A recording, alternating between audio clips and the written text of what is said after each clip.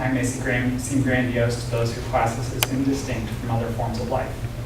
My sympathy, more with the latter, that the fact of our profound, potentially cataclysmic effect on the global environment requires we responsibly acknowledge the existence of this nomadic world nested within the material world and the genetic life world. And I had more call to action there, but after the first talk this morning, I don't think it's necessary. I've called the sphere under discussion nomadic, but in comprehending ghosts specifically, Richard Dawkins's meme is less apropos than Alfred Korzybski's idea of time binding. While other phenomena, vampires for instance, may be emergent, arising out of the tales formed by human abstraction, summarization, and passing down of experience, ghosts are intimately linked to the process of time binding. Ghosts are fragments of time, remains of past things, past people, past institutions, past events. More specifically, they are a type of image. In God and Golem Incorporated, cyberneticist Norbert Wiener distinguishes between pictorial images and operative images. A pictorial image is statically represents its original. An operative image performs the function of its original. For a machine example, we can turn to Wiener. An electric circuit may fulfill a relatively complicated function, and its image, as reproduced by a printing press using metallic inks, may itself function as the circuit it represents. Some human examples of the operative image, fictional and factual, might include doppelgangers, clones, Stepford wives, and blurring the lines between operative image and ghost. Holograms of such deceased performers as Billie Holiday in Las Vegas, Tupac Shakur at Coachella, and Peter Cushing in Rogue One, a Star Wars story. Ghost inhabits a realm in between, neither wholly bound by likeness nor by duplication of function. Typically, it retains elements of both form and function, but not the whole. To fit in with Wiener's schema, the ghost might be called a functional image, because it always has an active or catalytic presence in the world. But this functional image is also out of place. A ghost is a fragment of bound time that has neither been consumed in the flow of things, nor successfully integrated into the body of the present. The ghost is the remains of something that has by some aberration evaded the healthy metabolic functions of life. Again, referring to Korzybski, the ghost might be regarded as similar to semantic disturbances, but unbound from the individual mind. A semantic disturbance arises out of our tendency to identify our language with that of the world at large, confusing our abstractions with reality. Through human sociality, such false identities escape the confines of the individual mind. Through human artifice, these false identities gain an existence in the world that renders them fantasies made of flesh. The world around us begins to not only appear to confirm our abstractions, it begins to function in kind. Thus, while time binding may allow us to make steady, intentional progression, it may also give present reality to past events, crowding the present with the demands of the past, a past that might never have been. As semantic disturbances are often tied to some past trauma, so are ghosts typically tied to some violent event, natural disaster, murder, etc. This makes it particularly urgent to recognize the existence of ghosts and to have an understanding of how to recognize them and reckon with them. They are keys to our social and technological ills, and sometimes even the pathogens of such ills. Such a reckoning is a form of necromancy, the invoking or raising of the dead to gain knowledge, to find the future, or to work the necromancer's will. Necromancy is ill-regarded for its potential use for selfish or evil ends, and the dangers of bringing ghosts into the present, but it is not by necessity evil. I doubt, for instance, that anyone here would label archives as unequivocally evil, but they are definitely necromantic. Their text, film, sound, etc. are archived as static images. Their use directly brings a fragment of the past into the present. If that fragment is not properly metabolized, a new ghost is born into the world. I'll pass you off to my colleague. Thanks again for tolerating me sitting down. I injured my foot the other day and made it worse driving up. So as my sartorial superior colleague set up, my specific concern today is necromancy, and in the context of our talk today, understanding that as the raising and manipulation of ghosts. I'm using the example of the Library of Alexandria, but particularly, and how it's compelled us, or maybe we could say based on some of the stuff today, propelled us in future civilizations based on its image. I'm actually working backwards from the notion of the Internet Archive as the particular example, and how that as an internet library or web archive in the age of the Anthropocene has operated. It's not the first or the last institution to claim itself as sort of a redo of the Library of Alexandria, New Alexandria. But it was founded in 1996, close to us here, by Brewster Kahle in his attic in San Francisco. And it's most likely known to us from nowhere else as he as the inventor, and archive is the home of the Wayback Machine, allowing us to look to, in the age of the kind of constant present of the web, it allows us to look back at past presence of a website. Actually, in an interview with The New Yorker, the profile both noted that when he first started it, he gave to all of his original employees a copy of the Vanished Library by Luciano Canfora, and he also, in that 2015 article, is quoted as saying, the idea is to build Library of Alexandria too. So for me, it's less today about the historical reality of the Library of Alexandria as much as what the image of its destruction, the ghosts of cast by these flames, has led us to do. So it's become more of a myth than the actual historical fact has really propelled people. I'm really only interested in that history as it contrasts with what we've come to take away from it. The myth has several different prominent tellings of it. The person responsible for its destruction is often named as Julius Caesar, Emperor Aurelian, Emperor Theodosius, and during the Christian Roman Empire, Caliph Omar, a Christian prefect Cyril. This last story hinges upon a devoted and beautiful librarian, mathematician, and teacher, Hypatia, and she is stripped bare of skin and clothing by a mob, and not surprisingly, this has been the version that both examples of Cosmos as a kind of public science have gone towards this story as the more dramatic one. But it's also not a surprise to those of us who have studied history or institutions that scholars now believe less than this big dramatic moment of destruction. What happened was, as the city of Alexandria went through rises and falls, it became less and less worth it to the governing institution to put the considerable political and financial will that originally had been invested in it, that had made it this mythic institution in the first place. So I started to think of this myth in contrast to another myth, which is not given any historical trappings, which is the fable of the Tower of Babel. And in some ways, this talk today helped me think about the fact that one is more a myth and a fable of science that's beloved by scientists and almost a scientific origin story in some tellings, versus one that's biblical and religious. The Tower of Babel stands as a symbol of humanity's arrogance and overreach. Its destruction is a warning against exceeding our means as a species, noting the difference between what we can achieve and what we should. As an archivist, though it is framed as a tragedy, the loss of this universal language, the confusion that came afterwards, I actually see in it the values and virtues of preservation. Different languages distributed across different traditions, eventually able to be translated in terms of each other, presents a way to actually be able to keep a lot of this knowledge alive. Now as we understand living languages, it often comes through evolution and cross-pollination. And thinking in terms of the archivist's attitude of geographic separation for disaster areas, knowing that things shouldn't rely on one particular safeguarding place, I think that language can do a similar thing. For example, allowing there to be a dark age in one region of the world while another region is having a flourishing renaissance, preserving the notion of zero, allowing darkness to eventually return to the Enlightenment. It mirrors also a growing movement within archival theory to conceive of archivists and archival theory as a multiverse where we learn from each other rather than conforming all to a single understanding of what's the best approach. So then it comes back to me this question of why do we learn the opposite seemingly from the Library of Alexandria? Not that this is something we should be careful of and learn from as something not to replicate, but that actually it's something we routinely approach as something to recreate and even improve upon. And I argue this is understood partly through necromancy and a certain type of ghost. The type of ghost that I'm talking about today, though we've been starting to look at more, the one here is more of the after image, sometimes the ghost image, as it's called, of a trauma or an event.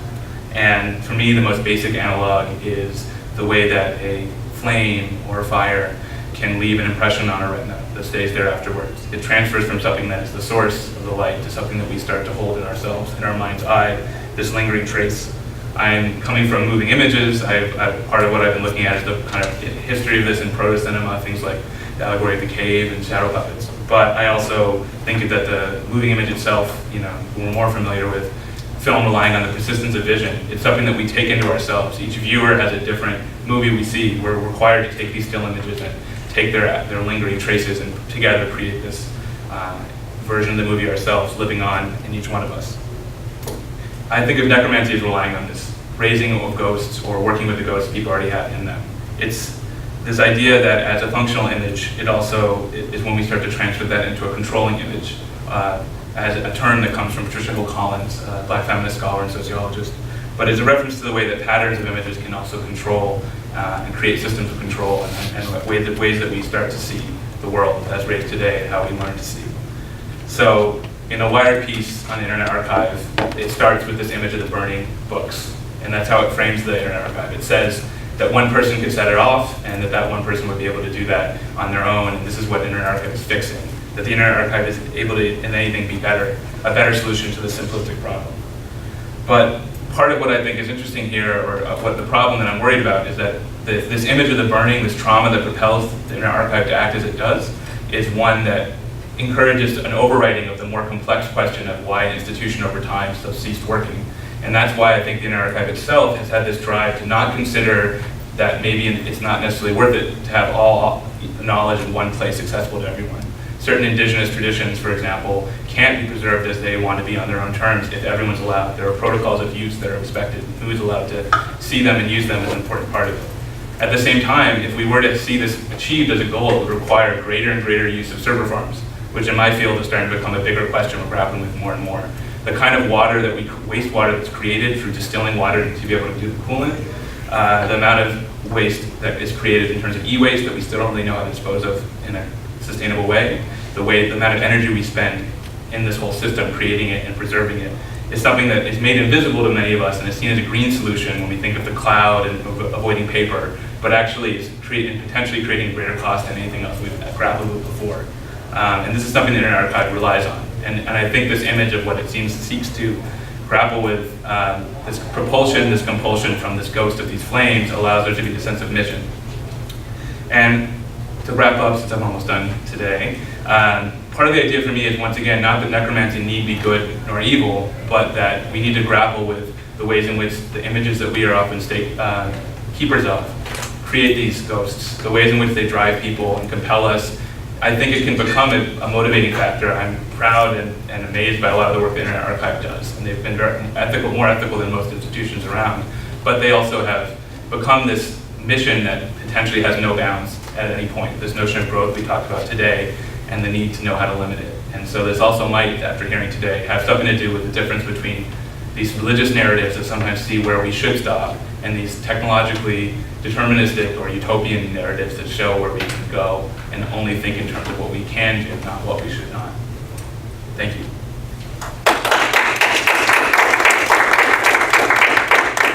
Thank you, Robin. Thank you, Oliver. That was very interesting. Our next speaker is Alessandro Colombi from the Free University of Bolzano in Italy, who is going to talk to us about Out of the Maelstrom, Technology, Evasion, Survival, Sustainability.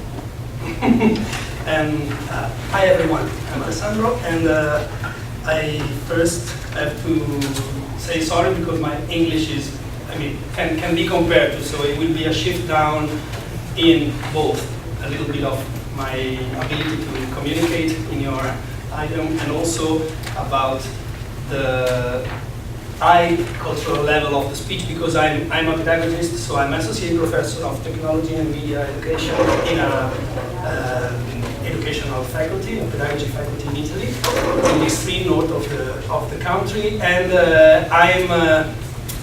I became from an enthusiast of technology with integration of technology in classroom in the late 80s till now a very critical observer of what kids are doing. So my last research was related to try to grasp how many hours and with which kind of screens kids are relating today, because I'm also a father, and I spend most of the time outside of the faculty working with elementary classrooms, so primary school kids, and I'm seeing things changing, and so I'm a bit scared about what's happening, and I want to share it with you also to create some kind of discussion. So The idea is very simple.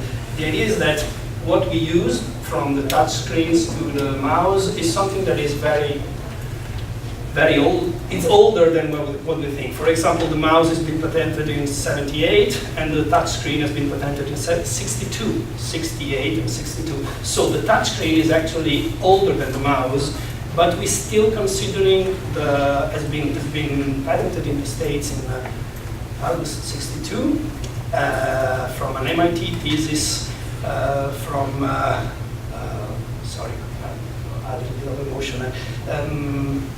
The name is, I can't remember the name of the scholar because of my, I'm a bit emotional, so sorry.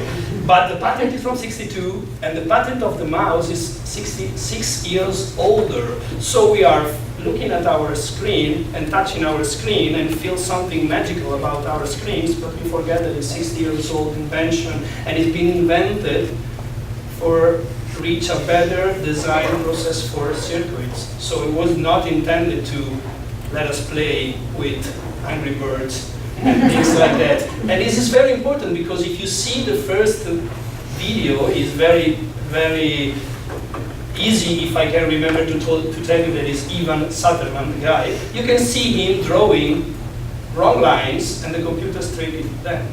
So if you try to build an electric circuit and before you design it, the machine can help you drawing it better without less errors, without wasting energy, your energy, machine energy, material. So it was ecological. The idea of the touchscreen was an ecological approach to electronics design. Nothing that's comparable to what are we doing now with touchscreen. So my idea is, where are the good ideas of the 60s? I'm from the 60s, I'm born in 69, and my parents get married in 62, so I always think about when there was dancing twist and they getting married, there was somebody who's drawing circuits on the screen, and now my daughter is addicted to my smartphone because she don't have it yet, she's 9 years old. And when I give it to her, after 30 minutes, I have to point her attention to the fact that it's 30 minutes that is playing with not so clever stuff. So my idea is, what's happened to the idea, for example, that produced the mouse and the touch screen? Because the idea of Douglas Engelbart, the guy who patented the mouse, was to augment human intellect, not dumbing us down. So the idea of using a mouse in 68 was to use a mouse with 3 buttons. Why Apple choose to make one single button in 84? I know it, why. Because it was simpler. Because people have to feel that it's easy. And it's exactly the opposite of what technology should do for us. That is not getting easier stuff.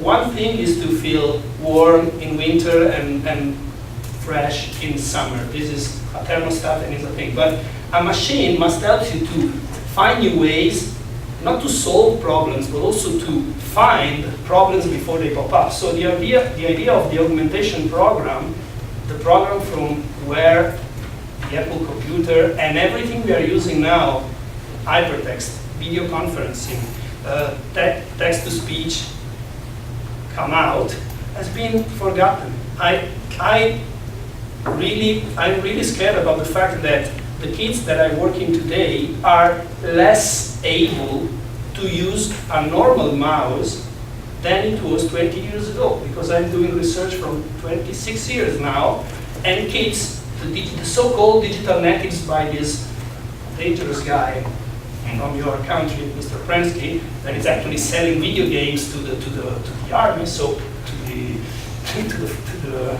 army, is saying that kids nowadays are better on using computer than their parents. It's not true.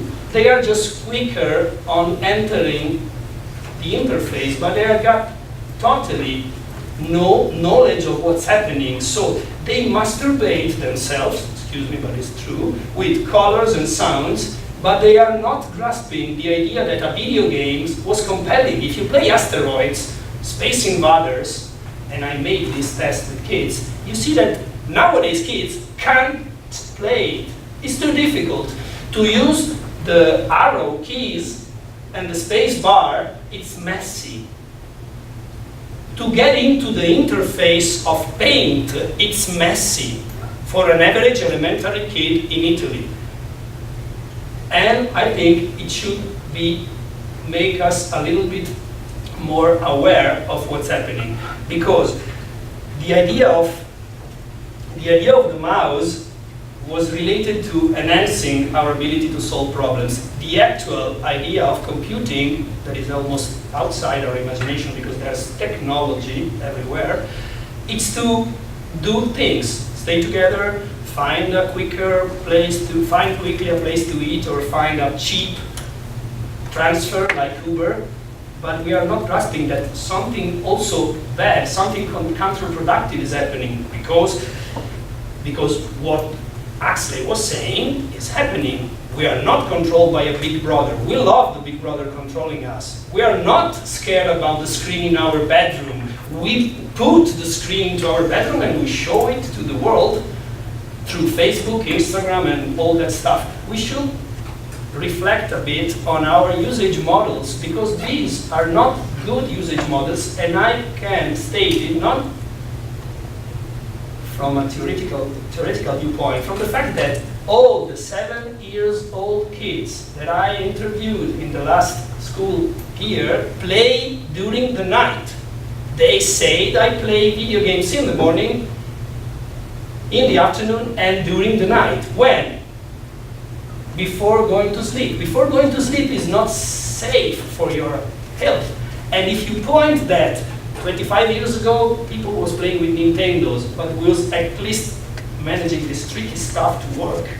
Now they only have to bling, bling, bling, bling, bling in order to get satisfaction. And this is not what technology was meant for 40 years ago, 50 years ago, 60 years ago. So where's the personal computers going?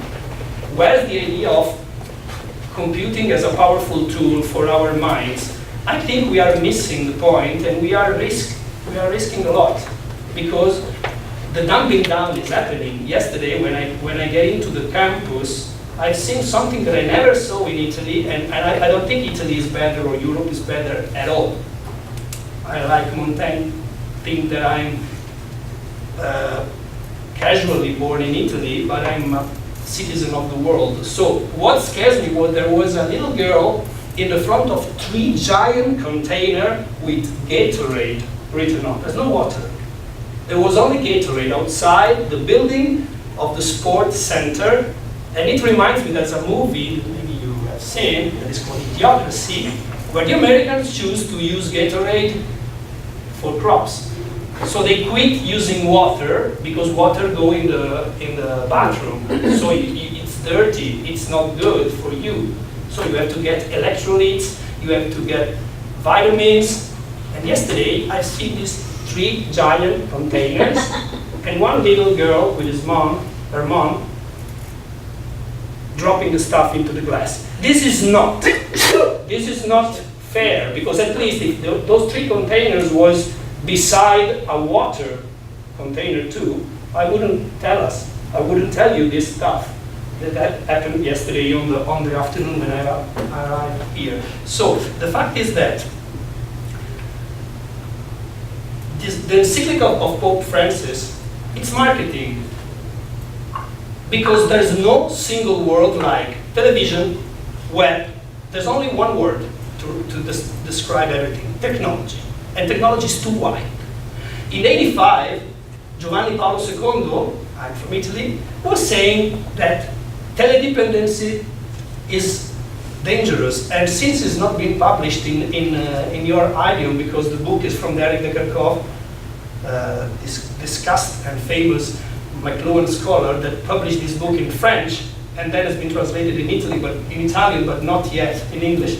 I want to, if I find it quickly, read what the 2 popes ago was the issue, so in '85, and what we can try to grasp from these ideas. Because I tried to translate in my speech has been I I should be tomorrow, so I didn't have the time to translate. I'm also jet lagged and my English is terrible, so I try to say, we're talking about video dependencies, a word that is common use to indicate the influence even bigger of the technology and communication instruments with their charge, with their weight of suggestion and modernity, and what they provide on young minds' imagination.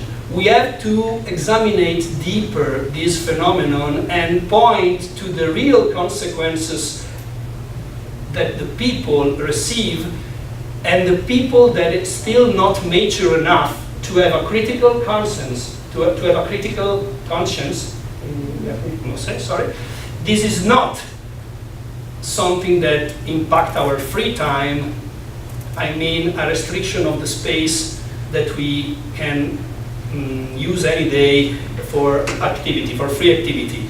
But is a conditioning of the old psychology, the old culture, and the future of the behavior of young people. So this was 85. If you read carefully the Laudato Si, you will find a lot of interesting stuff. But it is marketing.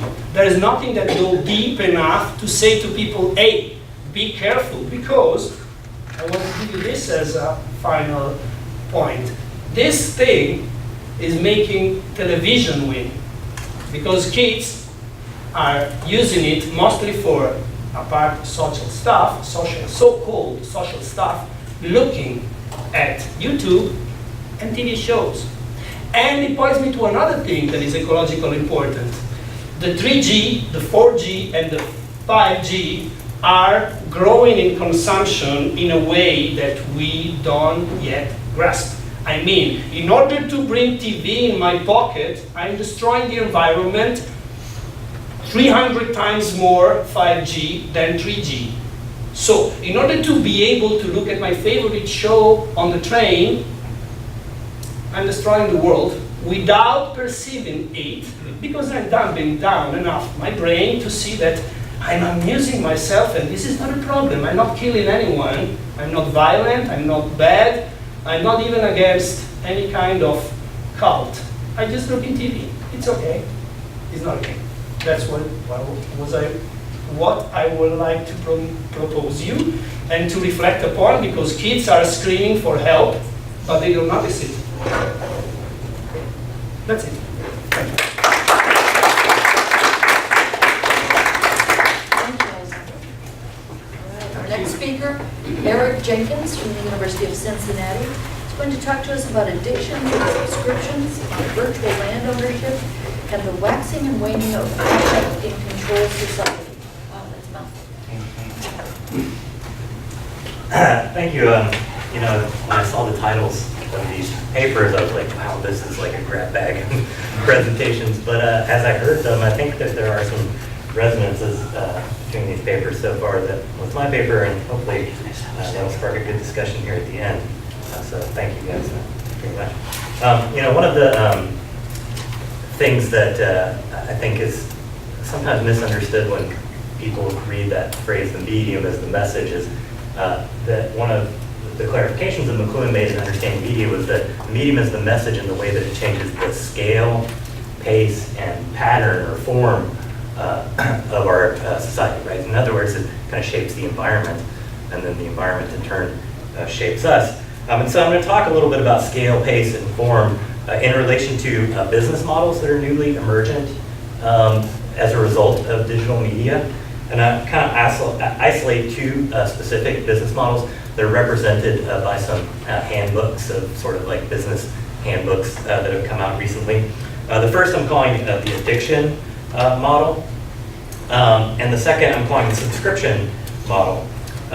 And I think both of these business models are not only newly emergent due to digital technology, in particular cloud computing and the massive server farms that we heard about in the first presentation, but also are this kind of mutation of capitalism that can challenge both sort of the individualistic ideology of capitalism, but also especially Marxist critiques of capitalism.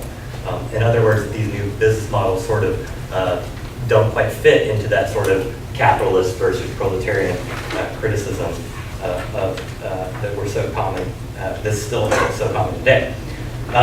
Scale, pace, and form, I think each of these business models has a different view of sort of the scale, pace, and form of capitalism, of the consumer, and of products today. So the addiction model envisions products like a drug and tries to create affective experiences. That is, it tries to make us feel something. But those affective experiences have to be renewed over and over again. I think video games are a perfect example of this. In fact, South Park has a great episode where they lampoon these what are called freemium games, right? As a perfect example of this business model where they make most of their profit off of heavy users, right? And even that phrase user sort of resonates with the notion of addiction, right? This is newly emergent because the marginal distribution and reproduction costs of these games is almost zero. That is, to create a new copy of a freemium game and send it to your phone costs them almost nothing, right? So they can give it away for free and make all of their profit off of those who become hooked heavy users, right? And so there's one particular business model by this guy, Nir Eyal, called Hooked. And I do a little bit of analysis of his explanation of sort of the consumer environment today. And one of the things is related to scale. That is that there are just so many products out there these days. They're competing for our attention. That in order to kind of cut through that you need to make hooked consumers, right? That you need to create addicted consumers. And that's where sort of the pacing thing comes in, or the tempo. That part of the way to make a profit is to get people to repeatedly use these things, right? Now he talks about how you need to envision your product as alleviating a pain or like scratching an itch. So maybe like boredom is an example, and Facebook as the solution to boredom, right? And that you scratch that itch over and over and over again. So in other words, he sees this world of a waxing affect, right? That there are thousands and thousands of commodities out there that promise these affective experiences and are competing with one another. And in order to compete, to cut through that clutter, so to speak, your product has to become addictive. And he outlines 4 different techniques for doing so. The first is, if I can find my thing. The first is create external triggers that attract people to the product.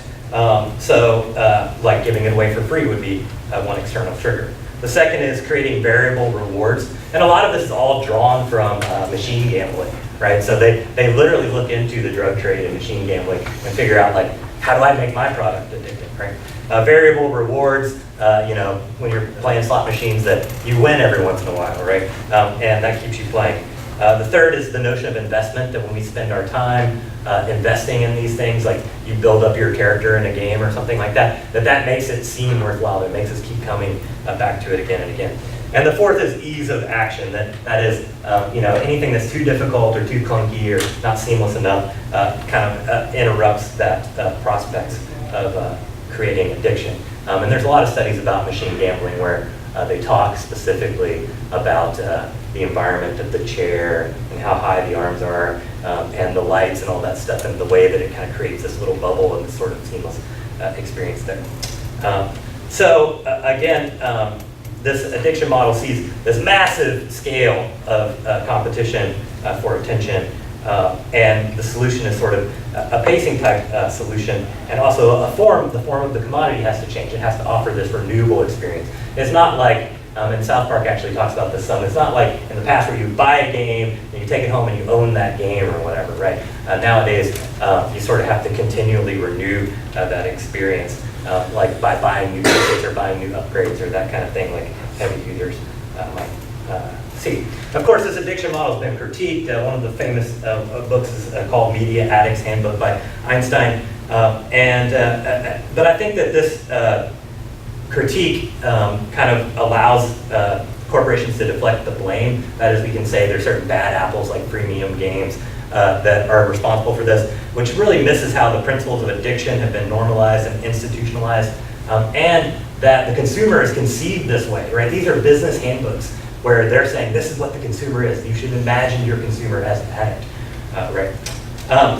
And so I feel like that critique doesn't quite go far enough. And also there'll be a big distinction which will become more important here in a minute, between habit and addiction. So Eyal and then this other book called Evil by Design by Chris Notter, they have whole chapters on how there's a difference between addiction and habit. Addiction happens like, when bad things happen, you can't stop using it, and habit isn't necessarily bad. So it's a-okay what we're doing, sort of their ethical justification for what they're doing.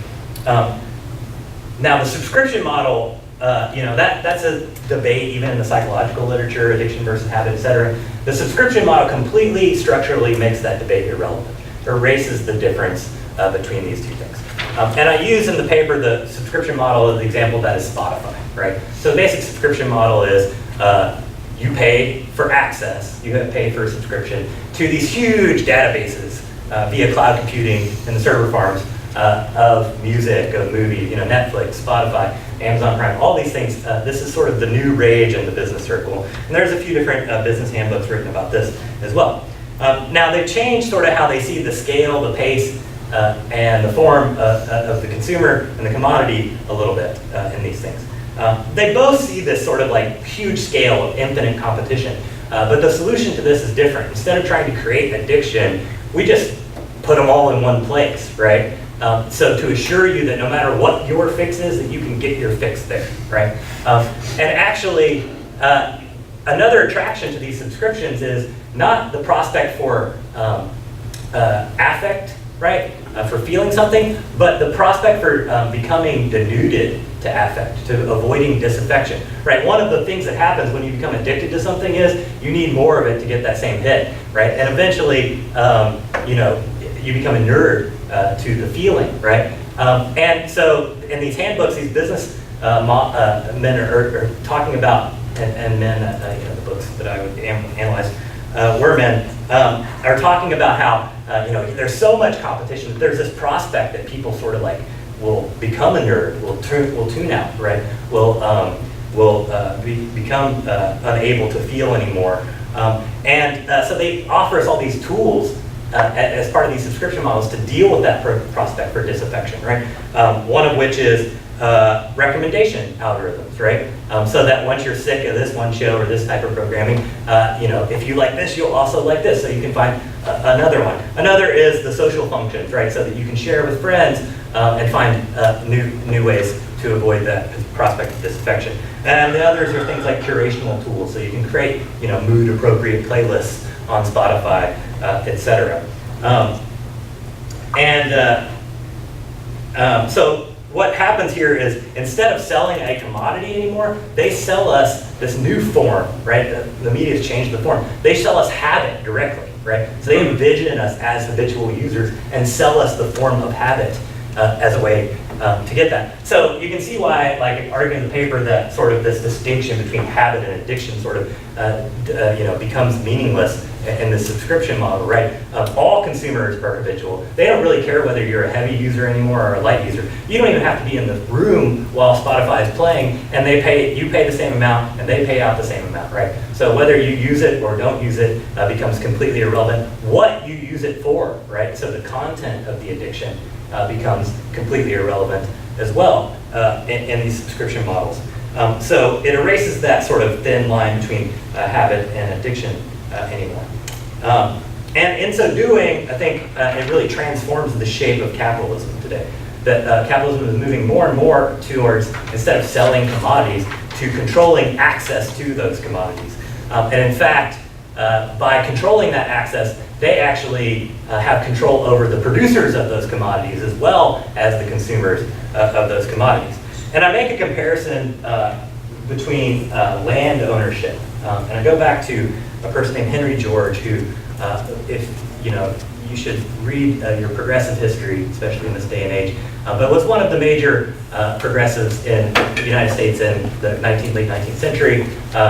John Dewey called him, said you can't be educated if you haven't read Henry George, for instance. And there was a widespread movement called the Georgist movement, or the single tax movement in the United States, and it even continues in Great Britain today. But George had a little bit of a different critique than Marx. Marx has, the capitalists versus the laborers. George saw more of a three-part system instead of this five-part system, where we have the capitalists, the laborers, and the landowner, right? And if you think about Trump as a real estate agent, it's really interesting to think about this. And the people for George, that really were the exploiters were the landowners, right? The landowners exploited both the capitalists who tried to use the land to make value, and the consumers who wanted to get those products and had to go to the land. And so I make a comparison between that sort of capturing of land and creating what he calls a natural monopoly. Land has a tendency towards natural monopoly, he said, because like if you want to access the river and somebody has the land right next to the river, then you have to go through their property, and whatever rent they want to charge, they can charge, right? And obviously we all have to use the river, right? And so the same sort of thing's happening with like Spotify these days, right? Where Spotify captures this virtual land in which all the exchanges between the consumers and the musicians take place, right? Both the consumers and the musicians are sort of compelled.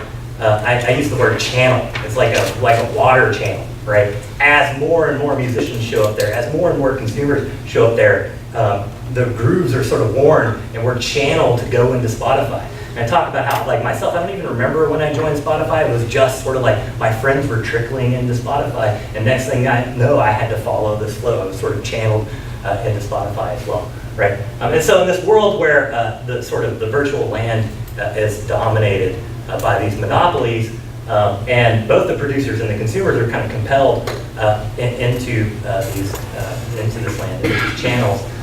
Then once again, that distinction between habit and addiction is completely structurally erased, right?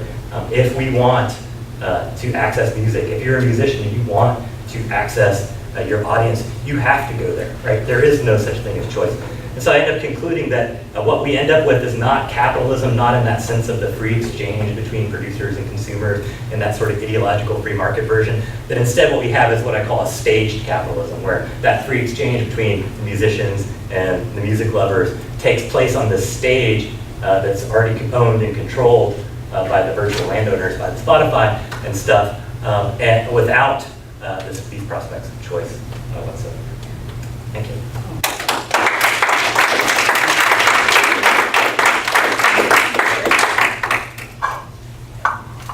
Finally, I'm going to talk, actually, the title that I submitted, Virtual Ethics in the Social Media Ecology. I'm not sure that's the right title, but we'll talk a little bit anyway here. Seems to me that maybe what we have as commonality, maybe what we should have titled this panel, is Reflections on Limits. It connects also with our plenary session this morning. And as we've evolved technologically, we are starting to look at, wait a minute, how do we pull back? What are some limits that we need to start considering if we are going to continue as a human species? So I wanted to ask the question, just because we can, should we? And so that's kind of the operating principle behind this paper. My focus as a scholar has been the intersection of speech and thought, and the very abstract and excellent reflections from my fellow panelists, I take to maybe a more practical kind of level. I also, instead of saying what globally should we do, I look at what individually should we do. And so that's a slight variance. I'm looking specifically at social media, looking at the screen, looking at how we interface with that. A recent infographic titled, "How much time do people spend on social media?"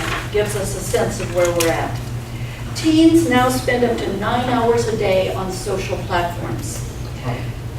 While 30% of all time spent online is now allocated to social media interaction. This was from Asano, 2017, so it's up to the minute. He claims that the average person spends more time on social media than on eating, drinking, socializing, and grooming combined. The average time spent daily on social media in a lifetime is 5 years and 4 months. And that compares to television, which is still the most dominant, although some of it is actually connected through social media. 7 years and 8 months we spend on television. How many of you are dog owners? Anybody else? Okay. All right. What? Dog owners. Dog owners. To put this all in perspective, in that time that's spent on social media, you could walk your dog 93,000 times. So, seems to me that ideally any human interaction maintains codes and rules of respect and civility. And I also think we want to recapture some of those rules of civility and respect that we expect of one another in a face-to-face interaction. I think we all know that that's not necessarily what's happening. Those codes and rules aren't clear. They're in some form of evolution. What is shared universally? I'm not sure that we know. The fluidity of the medium conceals previously clear boundaries. And you know, those spheres of our human interaction, private, social, and public, are in some kind of flux at this time. This is an issue of human experience that makes it an ethical concern, in my view.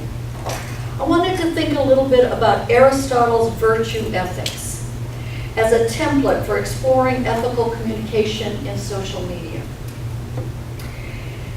One of the key parameters of social media is that it has an overlapping presence. It's not merely social, it is also public. And so that creates a whole unique set of problems. These specific spaces were defined by Hannah Arendt, and I've done a fair amount of reading on her. And so the idea that we sit down with our social media and we're sharing things, we have a lot of naive users who think that's private. There's nothing private about social media. It appears to be private, but that's an illusion. A little bit of the ghost, right? A little bit of ghost there. So I am reflecting a little bit in this paper on the valuing, the point at which we make a decision to take a thought that crosses our mind and commit that to social media. I don't know about you, but there are a lot of things that cross my mind as a thought that I don't think should be expressed on social media. They should be just, maintained in that thought. And I think what we're starting to see is that we have a generation of people who are dumping the thoughts from their brains into social media and then being puzzled by the consequences of that dumping ground. We have a world dominated by screens, and what it does is it puts old notions of privacy, responsibility, and interpretation of messages in a total upheaval. The power of digital messages was dramatically demonstrated in a court ruling just last week when Michelle Carter was found guilty of involuntary manslaughter after sending dozens of text messages and Facebook messages urging her boyfriend to kill himself. She had those thoughts. Should she have expressed them? That is my question. She had the right to express them, but should she? Legal experts on her defense said the verdict could have wide-ranging implications for free speech. What has not been as openly discussed is the question of ethics. Her defense claimed that she was involuntarily intoxicated on Celexa, and so that, therefore, she was not responsible for what she did. Massachusetts law, on the other hand, has no law against assisting someone in taking their own life. I totally agree that freedom of speech allows her to express her view that her boyfriend should kill himself. But it doesn't answer the question of whether or not she should do that. Whether or not that's something that is good for the community, whether or not it's something that is ethical, whether or not it's caring and humane to do that. So does free speech, in this sense, free media expression, deny any responsibility to the other? And I think I could come up with a lot of examples to bring this question into play. The power of words and text are quite apparent in this particular example. We also see a lot of similar examples on Twitter. It does the same kind of dumping onto Twitter, should he say some of the things that he's been saying. So I bring up the idea of Aristotelian virtue ethics as a way to consider what kind of norms might there be. Virtue ethics, as you all probably know much better than I, describes an ethics that emphasizes the virtues and moral character. Some of the ones that Aristotle listed, there have been many more since, but the first 12 were courage, temperance, liberality, magnificence, pride, honor, good temper, friendliness, truthfulness, wit, friendship, and justice. It seems to me that most of these virtues are relational in their enactments, recognizing the human community and our response to one another, our responsibility to one another. The doctrine of the mean is also a critical part of virtue ethics, saying that either extreme is not what we want. We don't want an extreme of being able to be courageous to the point where we're foolish, and we don't want the other extreme of being a coward. So somewhere in the middle, we find the virtue. Kraut, in 2014, claims that Aristotle's search for the highest good is not about extrinsic reward or punishment, but it's sought for its own sake. Where is that today? What are we seeking for its own sake? He also said that the virtuous life is the happy life. We're certainly talking a lot about happiness, and we're very unsuccessful in finding it in a self-interested perspective where we just do whatever works for me and to heck with the rest of you.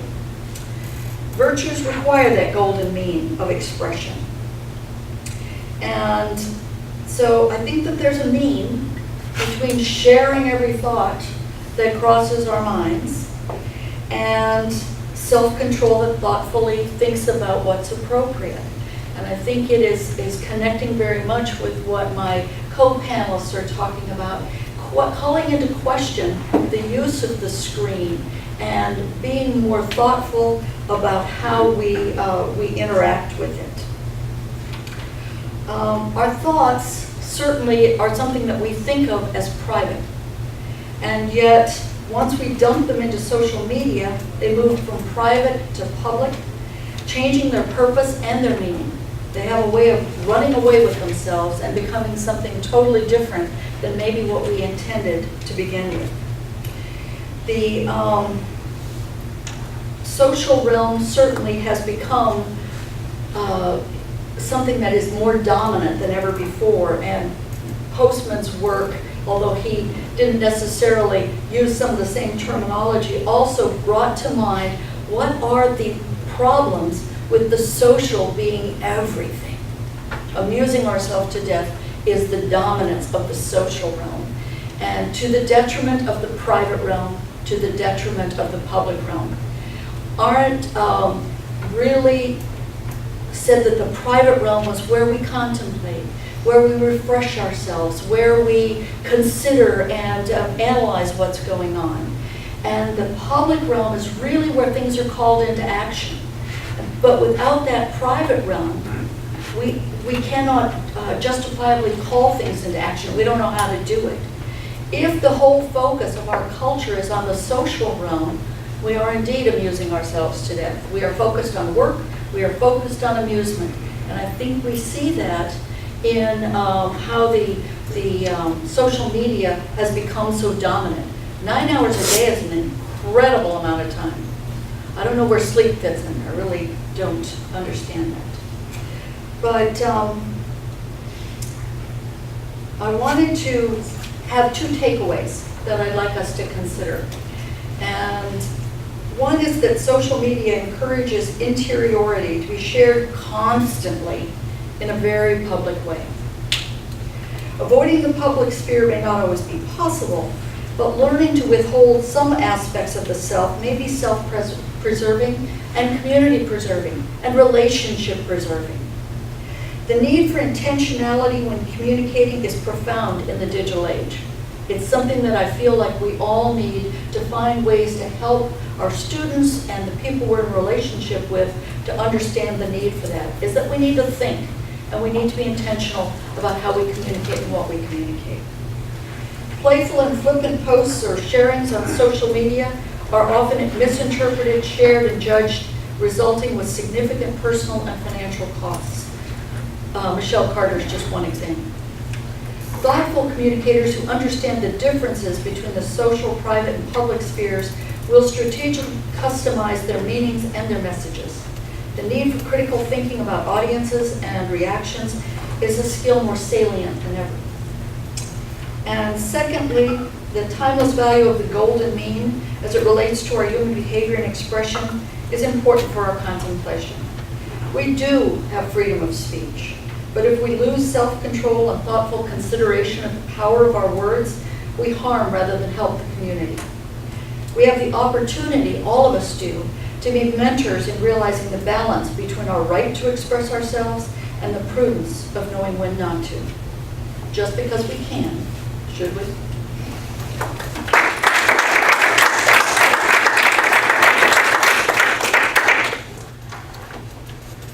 So, questions, yes? It's a little fragmented, but I'm going to try it. I think I got all 5 of you. I mean, one of the narratives is that technologies, as they evolve, are socially destructive. And we hear this disruptive term in a very positive sense used all the time. Smash the past and move forward. In all of your papers, there is a theme that is very clear that there are aspects of the status quo which are really buried in the technologies and then moving forward. Can you open up sort of a deconstruction of what are some of these themes, whether they're economic, whether they're in some ways historical? What are some of the themes that really open up that we should be paying attention to very closely because they are the real drivers of technology as opposed to technological determinism or anything like that? Can we isolate out some of those themes of status quo that are in fact heavily reinforced by new media and really look at this as, oh, this is where it may drive different applications? Who would like to start? If I'm understanding your question right, you're asking sort of what are the factors that are driving this technological evolution? And where will they possibly drive it that we're not paying attention to? Well, I mean, for me, I think I have a lot to say about the technological determinism thing, but I do think that, like, if we think of money and the commodity form as media, as media themselves, I kind of tend to find that these things that we talk about, social media, smartphones, etc., are most of the time still trumped by or driven by those other, by commodification, by money, great profit, this kind of thing. And I went back to Henry George because I found that it's like, maybe his ideas sort of kind of fell by the wayside as all the land was gobbled up and owned, right? But now there's this new frontier, right? He was sitting in the time when there was a frontier, writing about this stuff. Now there's a new frontier, it's a virtual frontier and stuff that's created by server farms and whatnot. But it's land in the same way, and we have this sort of like new monopolization of land that's taking place in the same way that he saw. And the same things that he said were problems with that, monopolization, huge wealth inequality, are the same things we're seeing today, right? So, what's old is new again, I guess, as far as my paper is. Like, it's changed the way it works, the way it operates. Like the subscription model thing is completely new. Like, couldn't have been done before, at least in the way that it's done now. I mean, people had subscriptions to milk, but there wasn't the marginal reproduction costs on year 0 and marginal distribution costs on year 0. So, if you wanted to deliver more milk, you had to hire more drivers and more trucks and stuff like that. Now, if you want to deliver another song to another Spotify customer, you don't have to add anything, right? So it's practically free. So the mechanisms change, but for me, it was sort of like the underlying sort of drive to power hasn't changed. And I mean, there's a few places that takes me, and well, many, many places you could go with it. But I think in one sense, in my opinion, we're in a gilded age. We're in an age of feudalism. I saw a tweet that recently that was a joke, but it was saying that if you want to understand a startup idea, the startup is take blank, whatever it claims, and remove all the labor laws. And that's really what we're seeing. Amazon has now bought Whole Foods. It's buying up more and more. There's often this period of rush where a new model is created that erodes the labor standards, and then eventually most of the startups fail, the innovators fail, the disruption leaves, one company buying up what's left at the end. Amazon is one of the main ones doing it, Google, Facebook. They're all starting to work together, they're sharing our data. So I think that in many sense, I think one thing that's, I might say that it would be good to have a distinction between the social realm and the public sphere. I think we don't have much of a public sphere anymore. We don't have a shared collective values in the sense of Aristotelian ethics and the virtues of that. We're losing more and more of that ground, and what the reality of people's lives is getting back to the reason why there were these fights, to create the sense of what we have to share together and what limits there are put upon that. So I think in many ways, it is back to, I betray my own progressive and radical traditions I emerged from, but I think a lot of times we're seeing more of the same to that point. And mine kind of tags on to what you're saying, is that I've seen kind of a real pendulum swing to way away from the golden mean, that individualism is so dominant in our culture that people are not considering the impacts on the whole. And so we have this drive to be me. I've got to be heard. Everything I need to be so important. And so that drive also is creating some of this problem. And so too much individualism that, of course, reflects on that diminished public sphere, because we don't care about the public. It's just about me. I don't know if I grasped it fully due to my limitation, but I think that what Karen said from in the very start and at the end, it's the answer. I mean, if it can be imagined, it must be done somehow. That's the issue of technology. And this is not determinism. This is the truth. This is what's happened since the fire. So I'm not saying that it's my opinion and I believe it. In my 48 lifespan, I've seen happening everything that must be, apart flying cars that are arriving, and new ways of working that are arriving. Like one of my students spent her thesis on Uber, and she had discovered a world of new slavery. Her thesis is on new slavery, and I point her to Uber. She was not aware of, because Italy is a very small country, and I live in a very small town split between Italian and German speakers. So she was not aware at 23, spending a thesis on medias about Uber, and she get stuck about what's get from the study of these things. So the issue is that, first of all, in my viewpoint, human beings are getting technology from the techne of the Greeks to an empire that promote the wealth of somebody, the landowners, and this is something that is changing but is keeping the same. Amazon, it was just the first. I remember people laughing at Bezos when I was studying, and I was spending my thesis on the web, and my colleagues was laughing at me at the University of Bologna, and when I started consulting for Intel Corporation, that is actually yours, people was laughing at me when I said, remember that marketing became web marketing. I remember managers, also from the state, laughing in my face, because marketing is brick and mortar stuff.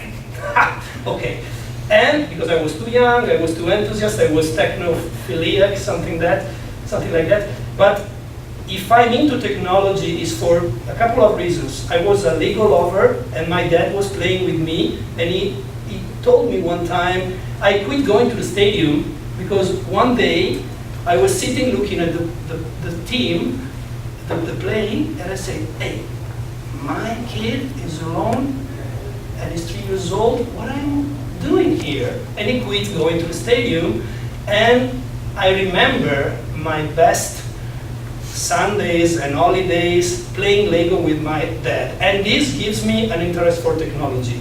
The second thing is that I was in love with the electrical tools. And my mom said that at 3 years old, I went to bed with the Black & Decker electrical tool. I'm Bond, James Bond. And I was thinking everywhere I can. Give me a piece of wood, and if you have a technology, you have to use it. But this is not something that relates to ethical stuff. If we can say something, we can speak freely, but writing is different, and digitally writing is different. So the freedom of speech must be considered as something that is mutated into a completely different environment. So if I say to my girlfriend, why don't you kill yourself? I say, if I write it, she can keep it on a book. But if I write it on the web, anyone can multiply it, and it can become a meme that will never die and will keep multiplying itself. So the expression of my opinions and idea is no more related to the same field. So the question of doing or not doing must be connected to the context. So it's very important to remember that since at least 2,000 years, if you can imagine, it will happen. Democritus started the nuclear stuff, and it's not my opinion. So I think your question will keep us, should force us to pay attention to the fact that technology is reproducing itself only for the few that can control. For example, I don't have TV, but I'm a media ecologist, and my daughter never asked for TV. And her friends and her classmates, when came home, are shocked for the first 5 minutes, and then they grasp that I can show them all the movies and all the tunes and all the everything from the start of the history of television until now. And I don't have any screen in my house that can't be folded and put it into okay? Oh, sorry. So it's very interesting, but you go deeper on. Yes. Sorry. Yes, good question. Yeah. I have a sort of specific common question for Eric. It's more, speaks to your metaphor than the application. I'm interested in the distinction you alluded to about the difference between a habit, which has not relatively few negative consequences, and an addiction that does. My thoughts about addiction have to do with the moral implications of it, and thinking about gambling in particular. It's always seemed to me that there's possibly a qualitative distinction between gambling and other forms of addiction, and a lot of it has to do with the medium, with drugs. When someone takes a drug, you place your fate into certain uncertainty, because there can be bad consequences, but you don't do it for the bad consequences. You do it because the sense of being high creates a sense of consistency, predictability. It insulates you from risk and entropy in the world, right? At least that's the intention. I mean, but it seems to me that with gambling, there's a qualitative difference, because in some ways, winning, right, is not the point of gambling. The point of gambling is placing your life in less control, surrendering control of yourself, controlling a sense of your destiny. What you become addicted to, it seems, at least certain people who write about gambling say, that precisely what it has no material, it has nothing to do with chips or cards or counting them or anything like that. It's an addiction to that unpredictability, to just jumping and letting it be. You see what I'm saying? That is something that at least from a moral perspective could be considered sinful, right? Since we all die, we're created, we're giving it a gift, right? To consciously go against the instinct of preserving that, giving predictability to it and everything like that, that has something to it. So I'm just wondering about the gambling metaphor, because I realize that in the discussion of these sort of, I forgot there's a word that they use for them, right? That they're things that become addicting. There's a word for it, right? Dependency, determining the technologies, right?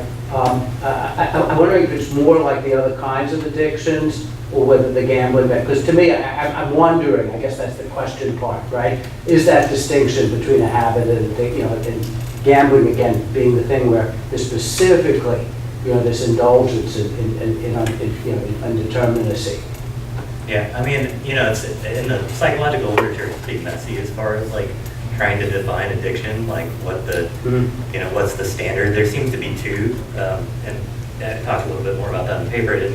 I mentioned the one, the harm, right, that you continue using it despite the fact harm is one of the distinctions, which to me seems pretty dang arbitrary, right? Like, I mean, from what perspective are you talking about harm, right? Like, our use of like plastic products from kind of a social perspective is an environmental disaster, right? So are we all addicted to plastic or what, right? And also like, you know, harm to whom, to what, you know, if somebody is addicted to alcohol and they died 2 years earlier at 82 instead of 84, is that enough to call it an addiction? Or like, and then the other one is compulsion, this idea that like you can't not do it, right? Which is, you know, a distinction based in affect, right? How strong do you feel that habit or addiction? Again, seems like a pretty arbitrary distinction there. I want to mention though that I'm not using, you know, like sometimes I find myself saying like this is a metaphor or whatever, but I'm trying not to use this as a metaphor, right? I'm trying to say that in the eyes of business people and in the environment that we've created, the consumer environment that we've created, we are considered users and we are sold the form of habit. So we are addicts because our subject position in consumer capitalism today dictates it, right? And that causes people to get upset, right? Like people go, oh, but it's not the same as heroin and I knew an addict and it's like, da, da, da, da, da. Right? And I'm sure that that's, you know, maybe the kind of instinctual or gut reaction and stuff. But I'm saying sort of this level of the political economy that that sort of moralistic distinction is irrelevant anymore. And also that criticism that tries to distinguish between, oh, those good addicts and those habits, you know, or those bad addicts and those good habits or whatever, it kind of buys into this capitalist framework that puts all the onus on the individual or the individual corporation, which, you know, my analysis is true. We don't, that's just a totally ideological view of capitalism, right? Choice doesn't matter, right? We're all channeled into these markets, whether we I'm Oh, want just thinking to. that the surrender technology is We have one more. more question. Yeah, there's a book I read last year that really pulls this whole panel together in terms of the storytelling. It became a movie also with Tom Hanks called The Circle. I don't know if anybody saw it. And it really is this staged capitalism of hyper-individualism that you're talking about, Karen, but creates this ghost phantom existence. It's really interesting how that 5 to 10 years in the future, it's set 5 to 10 years in the future, creates a feeling at the end of it, and maybe some of you have seen it, can either affirm this or deny it or offer something else, that although it wasn't said, the outcome, this just terrible outcome of this company and human life and destruction seemed to leave you with a feeling of what should, back to what Karen was talking about, what should they be doing? What should we be doing? Should come into the story. If it doesn't, it should come into the human story at this juncture for sure, even though it's been a kind of a double word for decades, centuries even, because the idea of corporeal material being, the human being in his and her physical presence, is what we need to be valuing. Coming back to the very first question, there is not a unified sense of, yes, that's true. Obviously, if you read, you know, well, whatever. I don't want to go into this, but if any of you have seen that, would you comment on it, or do you have a different view? I'd like to say quickly, that's Dave Eggers, right, who published the original work, and he was a veteran of the era of the first kind of Silicon Wave boom in San Francisco and the era we're in now. So I think it does speak to the ways in which there's sort of the period that's on the part of what we were highlighting on where these things have gone and where they've ended up. And I think that question of inevitability that starts to creep in over time. But I'll leave it to Where someone the to rhetoric was all Yeah. about community and collectivism and us being together in this, Yeah. but so individualized, hyper-individualized. I think we want to hang on to that should, because it's scary not to. Like, we can make these conscious Yeah. decisions and stuff, but a lot of what we've been talking about is like, you know, we make our tools make us kind of thing, right? Yeah. Like the, Yeah, that- and so our thought becomes. Let's not be We're so out of humanist to time. think that we can We're out of just- time, we'll hang here for a few minutes. I know Valerie's got something she wanted to A add. quick comment.